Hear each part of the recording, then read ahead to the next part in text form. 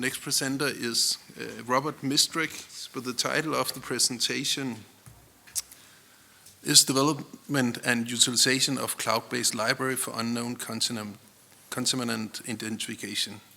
Please go ahead, Robert. Thank you. Thank you, organizers, for giving me the opportunity to talk at this meeting and start this compound identification session. Well, it doesn't happen very often that somebody asks questions before even the talk starts.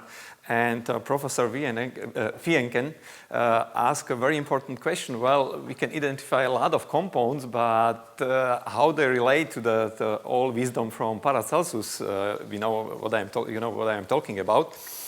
Well, actually, we have this privilege in Bratislava that famous Paracelsus visited us.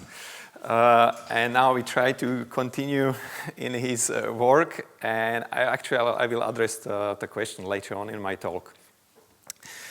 Well, you are absolutely right. We can identify a sea of compounds. So this is a plasma sample, LCMS chromatogram, and all those triangles denotes a component. It's probably a pure compound, but there may be some interferences. But you see the complexity of one sample, and of course, as low with concentration we go, the more compounds we see.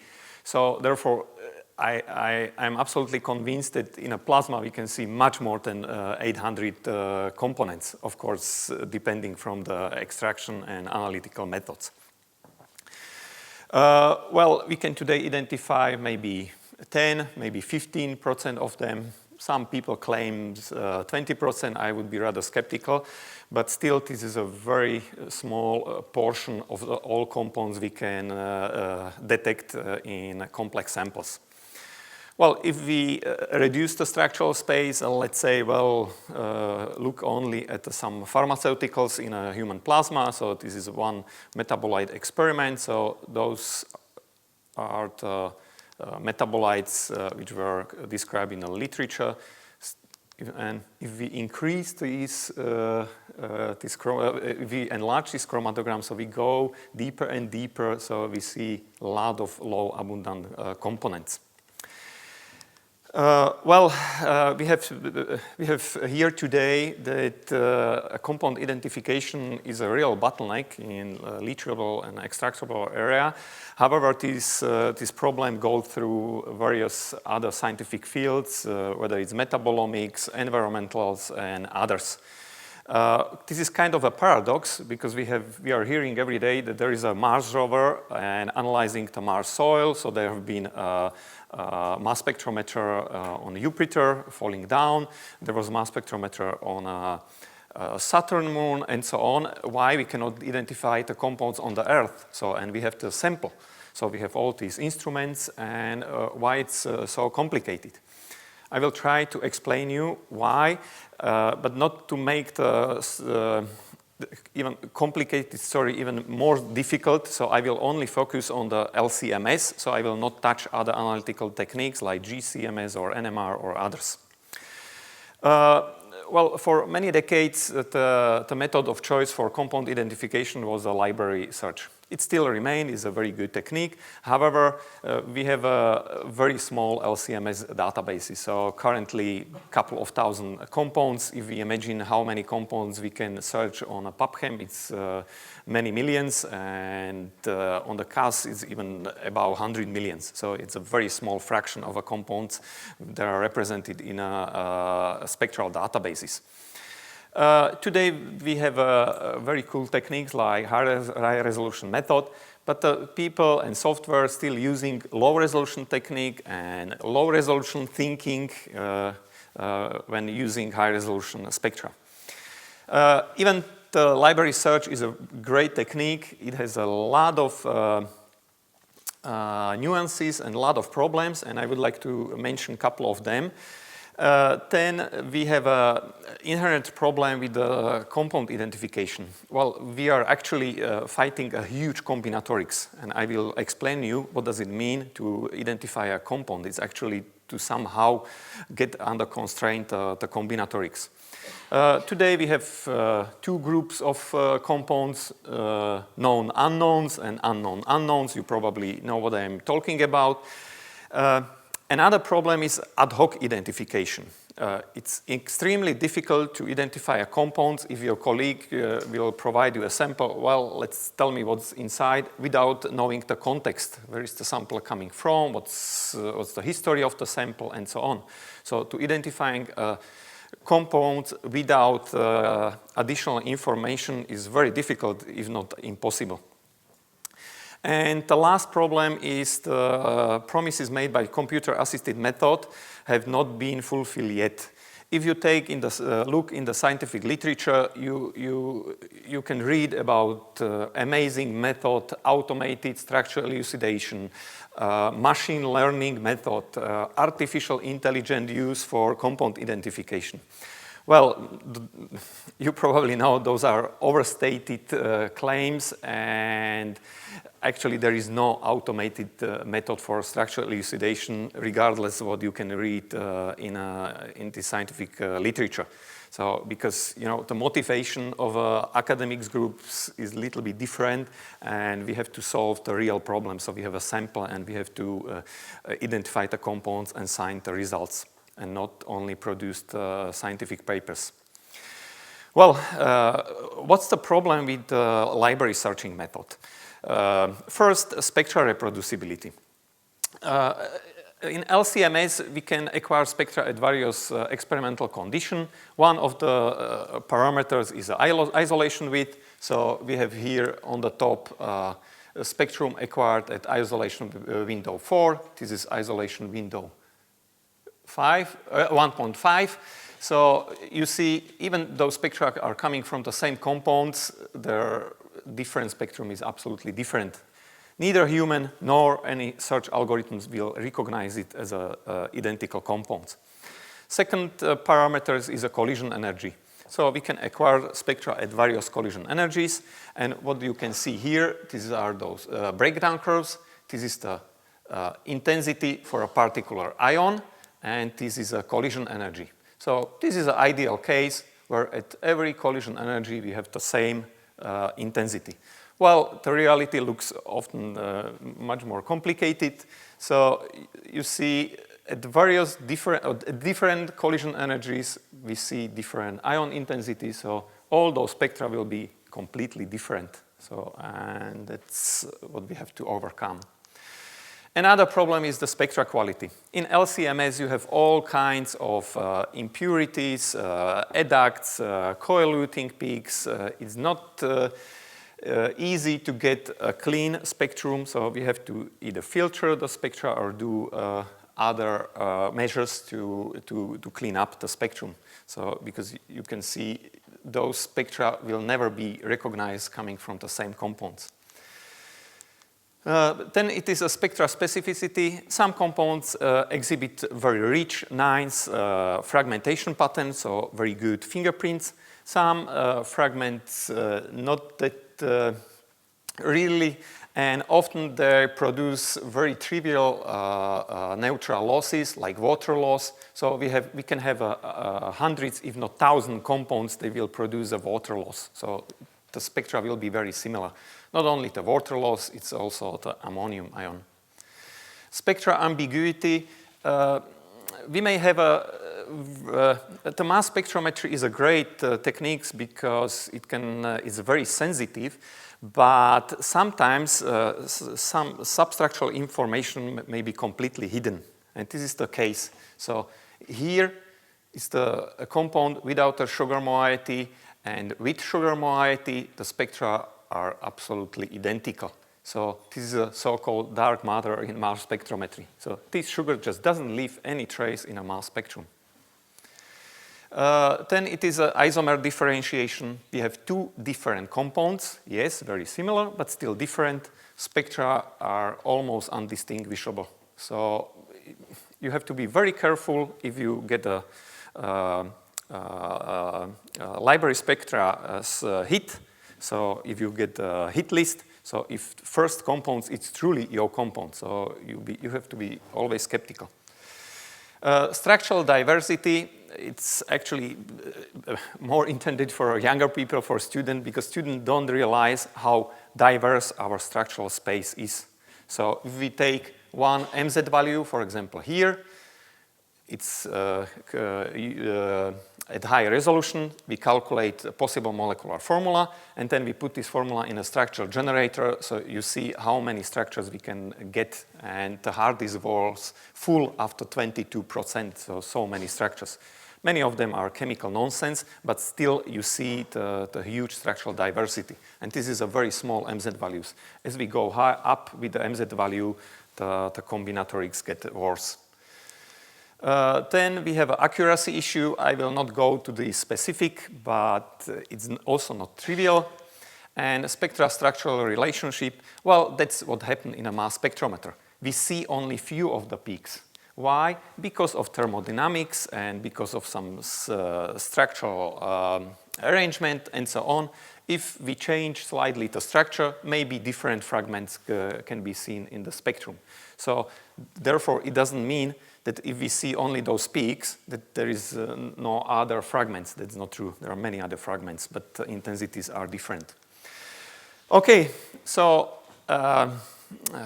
we try to address all the problems, and we came up with a concept called spectral trees. Spectral tree is a data structure which holds spectra acquired at various collision energy, various MS stages, and it is put under one roof. Here we have a MS1, MS2, and MS3, and maybe even a lower MSN level.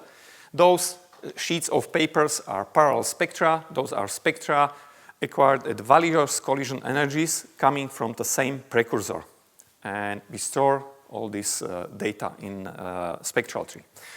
We went further and we adopted this concept spectral trees and implemented it in a mass spectral database. So you have heard today it's called meCloud.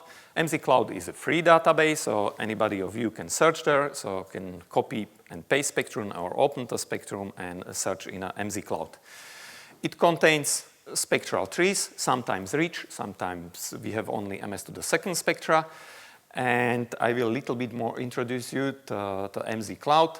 So we have a spectral trees, we have associated chemical structures, we have predicted precursor structures, and we see the spectra from various contributors, because it's very important to have a spectra from different experiments, because it's better to have two confirmations than just rely only on one contributor. Then we can also display the breakdown curves I was talking about. We do peak annotations, so we have a heuristic annotated peaks and quantum chemically annotated peaks. You can see the structural view, you can see all the structures. You can search the spectra, so this is a typical search results where you see this is your hit list. Here's the match factor, and you can combine the spectra visually and also through three various matching algorithms or scoring algorithms. And it shows you in which peaks was actually found. And this is actually the biggest power of this meCloud database, that we try to acquire the spectra at various experimental conditions. And the search algorithms match your unknown with all the experimental conditions and try to find the best match. So in database, we have all the information.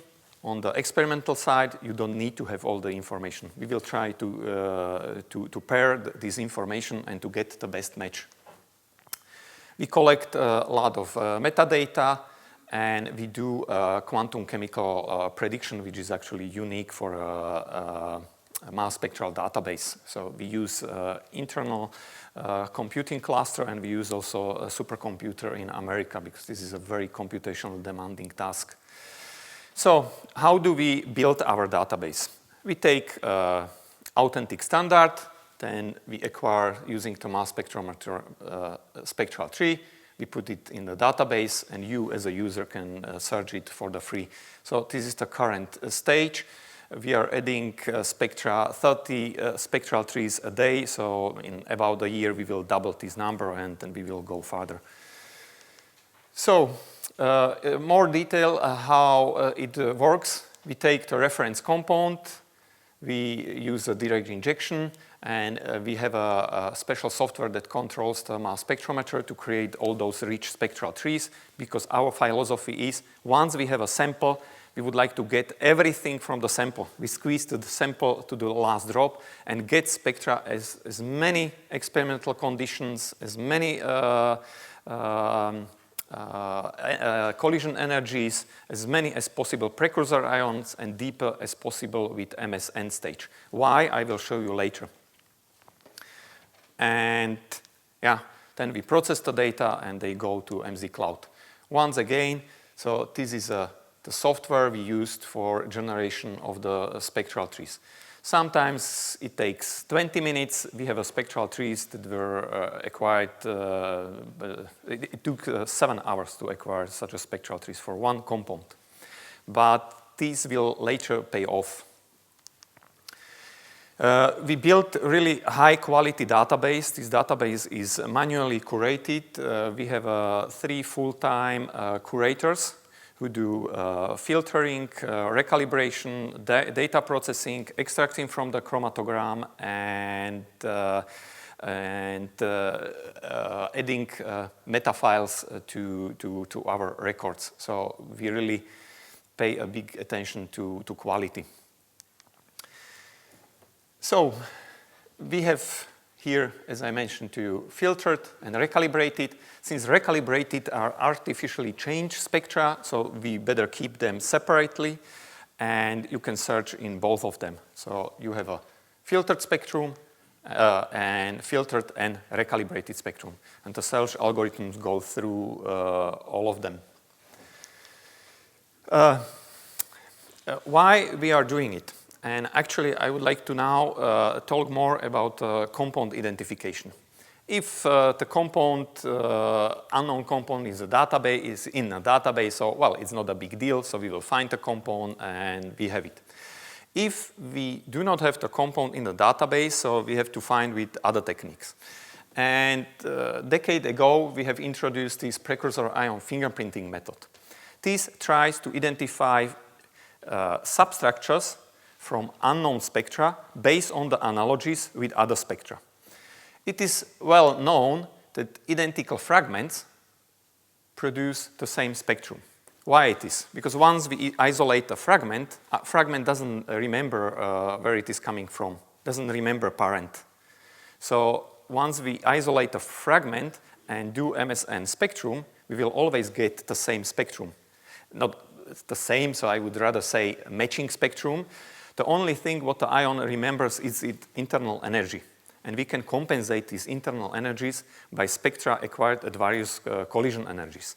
So if this one would be unknown and those would be in a database, we could at least identify the substructures based on these spectra. And this is the reason why we build very rich spectral trees, because we would like to build a database of substructures. If we cannot identify the structure itself, at least we can do substructures. The advantage of this method compared to other computational techniques you are reading in these scientific papers is we are not doing here some strange mathematics. We are actually comparing nature against nature. So we are comparing spectrum of a substructure against spectrum of a substructure. So, and this slide actually shows that it really works. So here we have a different compounds that yield the same fragments, and we have matching spectra. Another example and another example. It works well for positive and negative electrospray. So, how it would work? Well, we acquire MSN spectra of an unknown compound. We search those spectra in our library in meCloud. We identify the substructures, and then we have here results.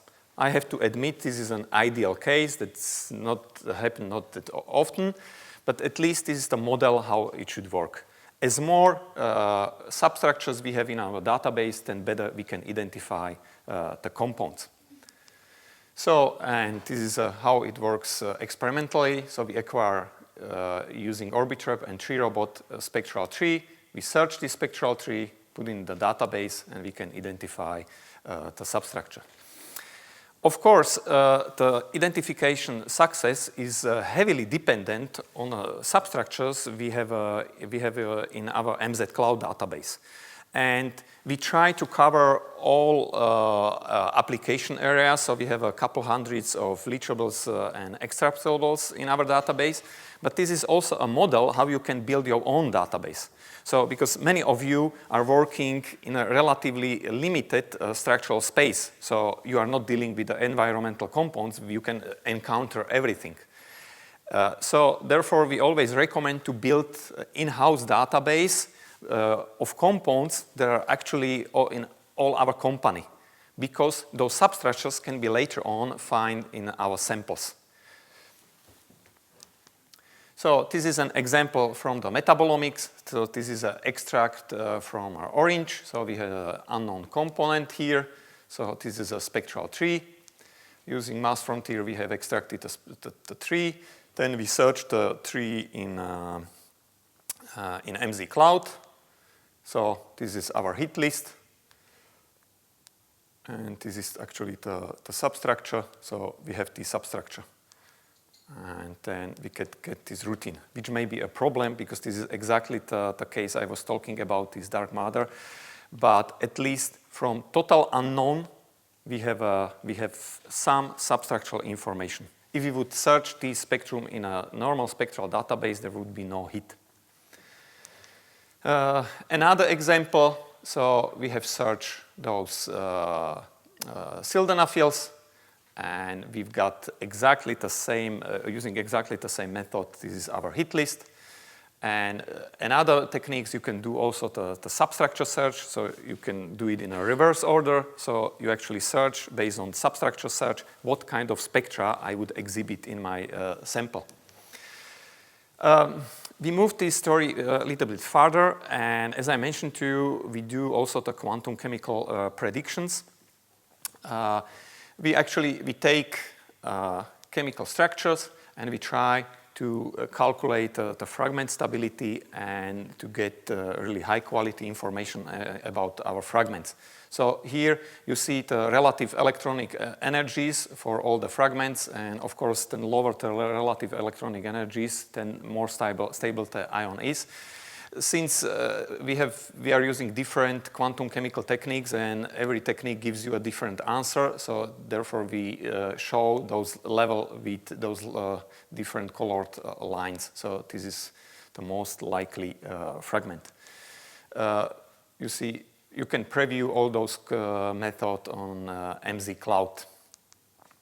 Since this is not binary logic, the fragment is this one and no other, so it's always a statistic and probability. So you see the probability for each fragment that we are calculating, so you can preview it there. You can see even the three-dimensional structures. So this is our typical view. Since it takes so long, it's very expensive to calculate those fragments, so we are just continuously filling this information in meCloud, so you will not see all the quantum chemical calculation for all the compounds. It will take us a couple of years and a lot of resources, but we are progressing.